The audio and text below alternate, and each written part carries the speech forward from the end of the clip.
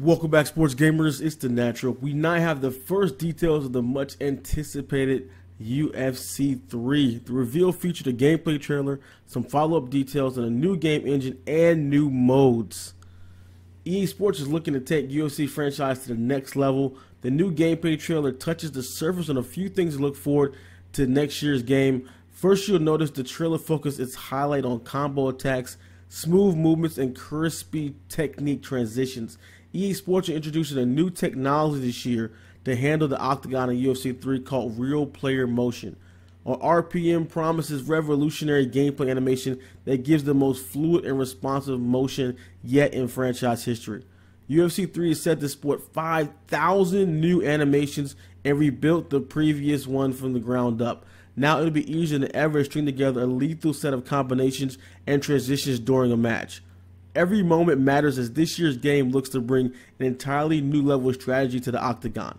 The new system also goes the extra mile and recreating the fighting styles of iconic fighters like John Jones and Demetrius Mighty Mouse Johnson. RPM upscales the risk versus reward factor during the fight. Now more than ever, every strike counts in UFC 3.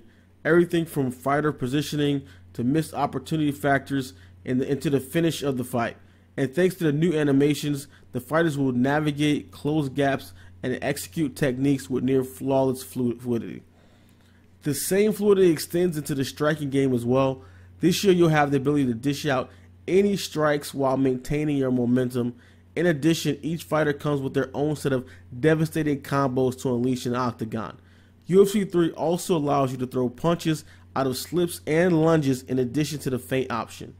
By hitting the block button, it opens up new opportunities to cripple your opponents with new counterattacks and follow-ups. For UFC 3, the only fighter to hold UFC titles in 2 weight classes simultaneously, Conor McGregor makes a return as the global cover athlete. It's yet to be seen if he returns to the UFC after his major payday versus Floyd Mayweather in real life, but McGregor now wants a portion of the UFC itself if he decides to return to Octagon. Either way, his virtual representation won't miss a beat in UFC 3.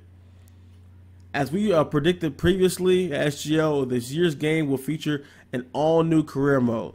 UFC 3 GOAT career mode will allow players to undertake the full breadth of a fighter's career. Now more than ever, behavior outside the octagon matters as much as your ability to fight.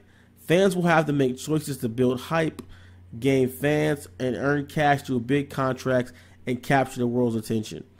In addition, UFC 3's career mode adds a new social media system. Through this system, players will be able to establish their own persona and engage in heated rivalries with other fighters. That sounds pretty cool.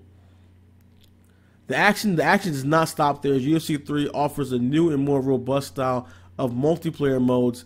This includes new Iron Man style tournament modes and technique focused modes like the Stand and Bang, and crafted the popular Knockout mode. UFC 3 will be available February 2nd for Xbox One and PlayStation 4. Be sure to pre-order the Championships Edition and receive up to 3 days early access. Additionally, EA Access members receive a 10% discount when they purchase the digital version via Xbox Live. That's all we have today for you guys, so stay tuned here at SGO for the latest of UFC 3 and news for your favorite sports games. Be sure to drop a like if you enjoy our content and subscribe if you loved it. This is the Natural SportsGamersOnline.com. The big concern was the quality. We had no idea if we could get this done on time or to a quality level that was necessary to ship the game. So we kind of took a leap of faith here. There was nothing else we could do. We mitigated risk by focusing on workflow efficiencies and prioritizing the work just in case we ran out of time, and coming up with some backup plans for some of the more fringe positions in the game. So that led us into production. Big unknowns. Not really sure if this is going to work, but a plan in place that kind of feels like maybe a view and revised to a shippable quality. So we knew we couldn't do the whole game that way. So what if we used Jeff's tool? So for the procedural data, we'd make our mixed titles. We'd throw it through Jeff's nifty tool. We'd press export. Ideally, we ship it off to Technicolor in India, and we're good. So we decided we're going to try that. Let's prepare for production. Let's see how we're going to do this all. So I'm going to first talk about the mixed idle so we all know what that means. On the left, you'll see our regular full guard position. If the top man presses left on the stick, he gets this idle. Now, if we go back to our default guard idle, if the bottom man presses left on his stick, we get, the bottom idle there in the middle. And then if they both press left on the stick, you'll see here in the full guard position, the top man's right elbow. You'll see here in his pose, he's digging into his elbow, into the bottom man's left leg.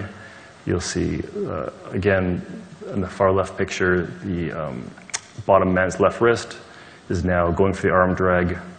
It's around the top man's left tricep. And in our mixed idle, when they both press left the stick, the top man's right elbow is digging into the bottom man's leg, while at the same time, the bottom man's left wrist hand is gripping the top man's tricep. Perfect, that's what we need. So we now had to figure out what kind of data was going to come out of this tool, so we knew how to best prepare for that. We did like a vertical slice of the guard position. We kind of did some quick math out of that. So we figured, based on the guard position, that 80% of our data would be easy to process. It would take about 1.5 man-hours to clean up each little transition. 10% of the data would be difficult to process. Going back to the easy to process, that would also be great to send to our student development. It's easy for them. Difficult to process is 10%. That would be 3 man-hours, and those would be awkward to explain to our student development, so we thought, let's just keep that in-house. It's a small number. It'd be perfect to keep in-house. And then 10% would be cannot process. We'll have to go through that whole motion capture process, and then once that's done, it'd be about 4 hours for a person in studio to clean it up. So just an example of easy to process data. This was the kind of data we were getting for the most part from the tool. The bottom man's left arm is going through the top man's, the bottom man's right arm is going through the top man's left arm, and the bottom man's legs are crossing through each other. It's very linear. It's not bad. It's definitely something we can work with, but it's not perfect, as you can see. So that's about 1.5 hours for a person to clean up. Difficult to process data. This is a bit trickier. It looks kind of simple at first, but the top man's right arm is going through the bottom man's left arm. So we're going to have to explain to a person, you got to bring that wrist all the way to his hip to pull it through. We'll probably have to separate the two. The top man has to push off a bit, separating their bodies, and then we'll have to pin the legs. Rather than trying to explain that, we'll keep it in-house. Keep it simple. And then difficult to process data. As you can see, the top man is like teleporting across the mat. He's sliding. He has no weight. He's like he's on an ice rink. We probably could spend some time cleaning that up, but why bother? Let's keep our visual quality high. Let's just go reshoot this. So now, it was important to keep that difficult to process data down to a small number, and I explain why. We had 40 default poses. That's just your full guard, half guard. Anybody who watches UFC, you know these positions. We had 122 neutral poses. These are like these mixed idles, these ready idles.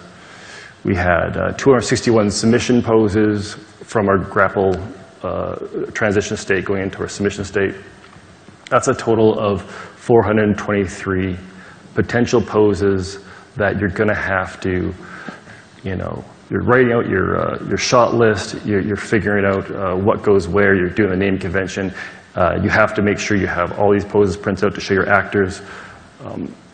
This is just a small example of some of the poses that the actor on the day has to match. The closer it matches, the easier it is for your internal development team to use.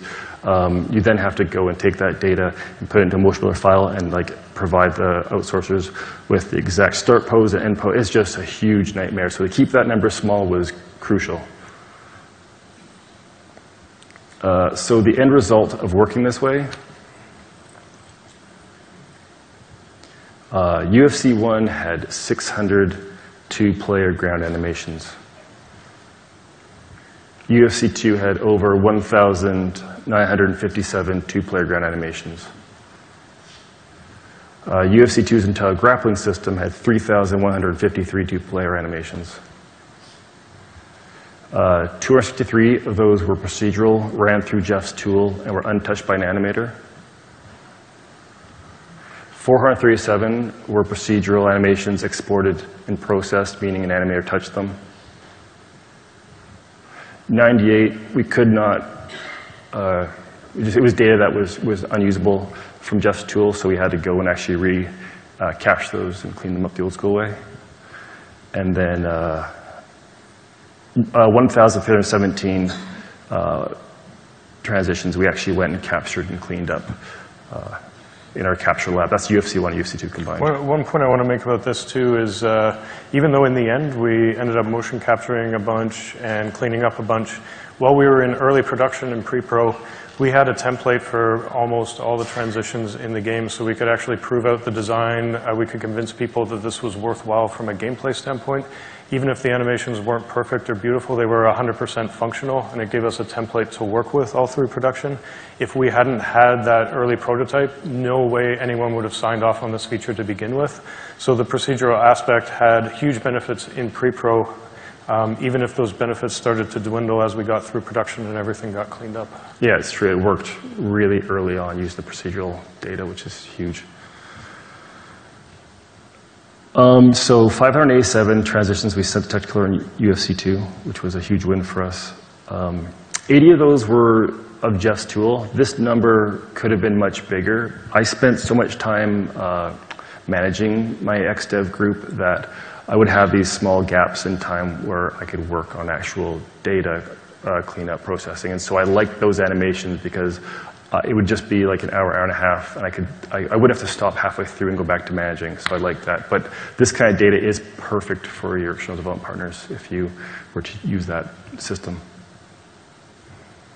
And so yeah, if we did this the old way without Jeff's help, this would have taken essentially 3 animators in-house to do, and that just was not an option. So just visual reference, if you compare the amount of data we created in UFC 1 to UFC 2, UFC 1 being the blue, UFC 2 being the red, you can see it's like over 3 times the amount with the aid of Jeff's tool. And just here, it's a breakdown of the type of data we ended up having. So on the left, it's our motion capture, and then the 2 smaller pieces is the data from Jeff's tool. And you can see the amount. The top wedge is procedurally edited, an animator touched it. The bottom wedge is untouched by Jeff's tool, which is amazing. And then of the data Jeff's tool produced, you can see on the left, that's the amount touched by an animator. And then on the far right, untouched. And then that top wedge is the amount we couldn't use, we had to go and capture. So in conclusion, I think UFC 2 was a success because of our organizational protocols, all that docking, knowing what asset was where in the world and what state. We had to know that all the time. And what state it was in the game. Often we just put in raw mocap data for Jeff to use so he could get all set up, and then we'd know when it was old, and then when it came up from India, we'd know when we replaced it with new data. And name convention, if I didn't mention that already. And then external development was a big part of why we got this done. And then one of the biggest pieces was Jeff's tool, for sure. It was a massive win. And we ended up with our 8 out of 10 last time I checked, which is very happy. It might have gone up. Might have gone up.